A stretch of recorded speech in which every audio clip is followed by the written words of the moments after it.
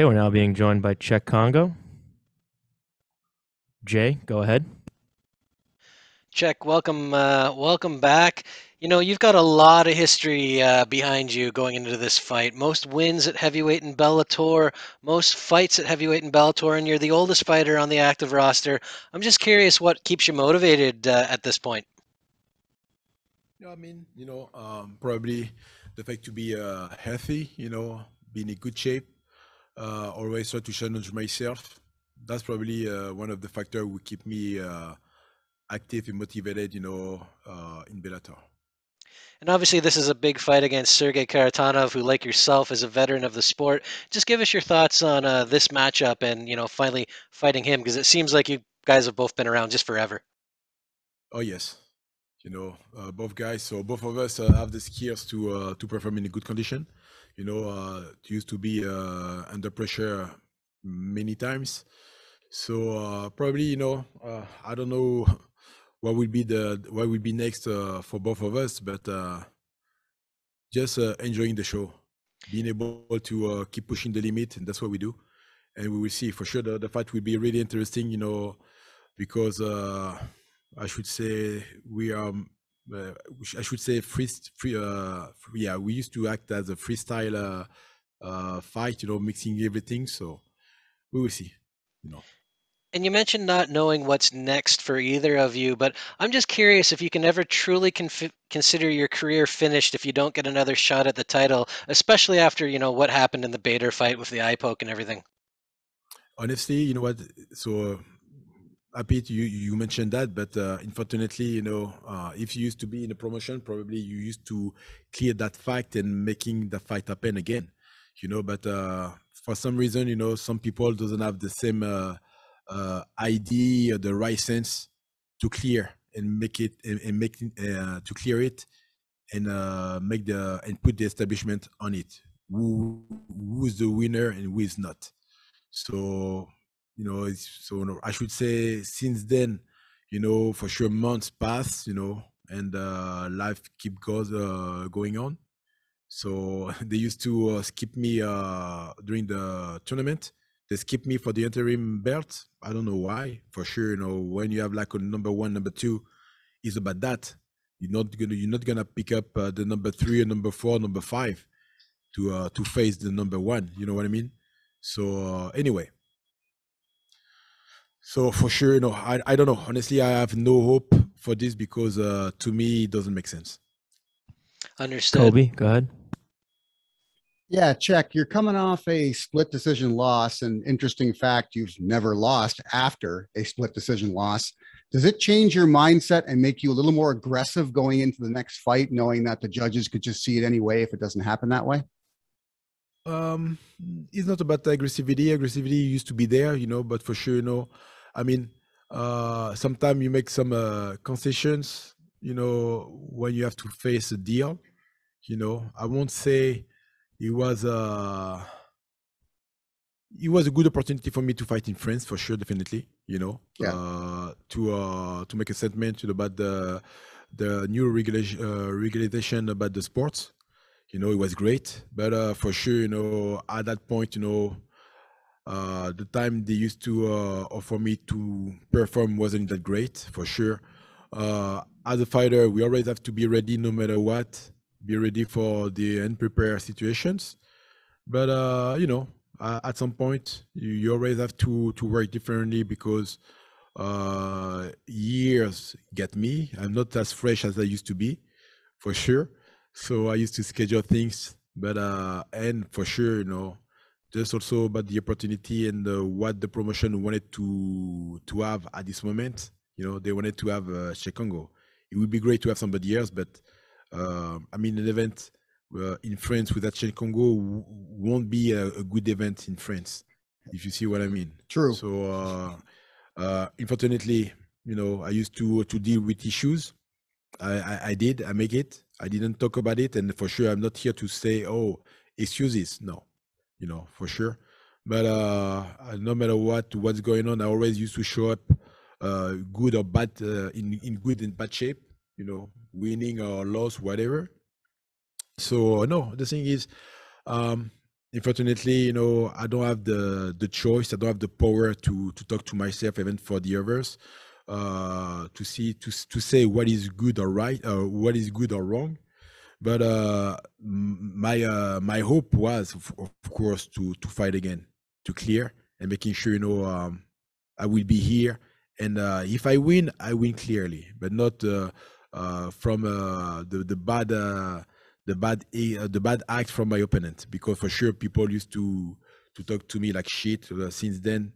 You know, no matter what. Even it used to be because they used to support some guys, but you know, it seems like at some point, you know, and I don't want to talk about like the issue we used to face a few months ago about racism, but that's what it is. You know, unfortunately, you know, we have a big fan base of racist people talking shit all the time. You know, and the thing is, I have nothing to against them.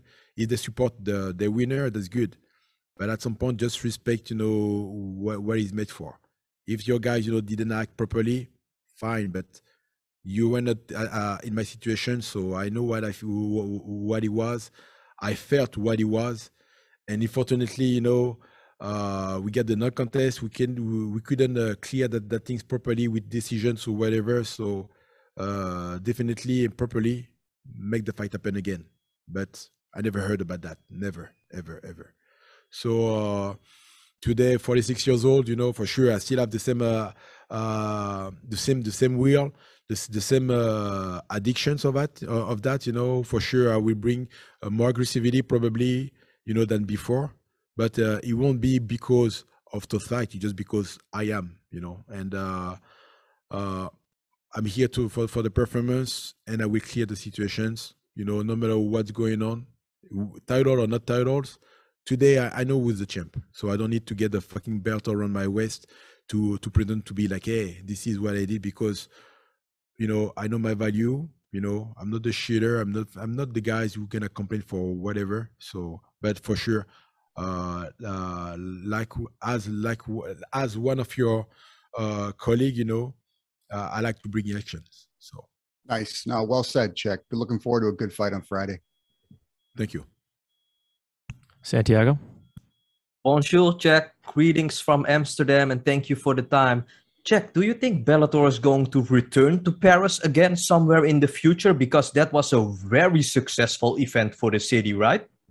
No, it was a really wonderful success. It was really great. Unfortunately, the crowd, the agents wasn't at the rendezvous, but people can wait for another opportunity to fill up the crowd and make the place crazy, magical, you know. So hopefully, you know, it will be done by the end of this year, you know, and of course, you know, fixing the situation about the pandemic issues, you know. But yeah, I'm still hoping for the best in Paris. Cheick, you look absolutely fantastic for someone who has been fighting for that long. Really amazing to see the excellent shape that you are in. What is your secret, Cheick, for not aging at all? I don't know. Probably try to be away from big troubles. You know, that's probably the fact. You know, today I have this ability to keep performing in a good way, having the chance to be around a really good therapist and in a physical therapy field. Probably that's I mean, I should say that's my remedy. And at the end, you know, for sure, I understand my system. I know what I need, what I want. So and try to not reproduce the mistake of my colleague fighters, ex-champs, or whatever, to keep processing in a good way. And of course, I'm pretty I'm the gifted, you know, from my genes. So yeah, I mean, that's probably something, you know, will give me this ability to keep performing today. Cheick, heavyweight is a very exciting division at the moment with a lot of established names like yourself, but also a lot of young and hungry up-and-comers as well. You've witnessed the build-up inside this division from a close point of view for many years. Compared to a couple of years ago, this division is really excited at the moment. Would you agree with that, Cheick? No, I agree. You know, the thing is, you know, you always have to take a look behind your shoulders to know who's feeling, who's following you, because you never know, and you don't want to be the next victim of one of those. So at least even if if you have to be defeated, I have to be defeated, with with the honor, but for sure I don't want to be surprised and be the guys you used to be hang on the wall like a piece of shit with no respect, and letting people looking at you just like, oh, he was a good one, but today is a shit. No, I don't want to give this opportunity to anyone. If you have to defeat me pretty well, for sure, but you need to have a piece of me. So, yeah. Luis, go ahead. Bonjour, Cheick, Max Morales from MMA Pit. La dernière fois que nous avons parlé avec toi, vous étiez le bonhomme principal au Bellator 248 en France. Comment Oui. vous vous sentez d'avoir pris l'histoire pour le sport, pour ta nation? Je me sens très très bien. Je me sens très très bien. Je suis content de savoir que, au-delà du Bellator, d'autres Français ont pu faire de belles choses justement, et ont pu signer justement,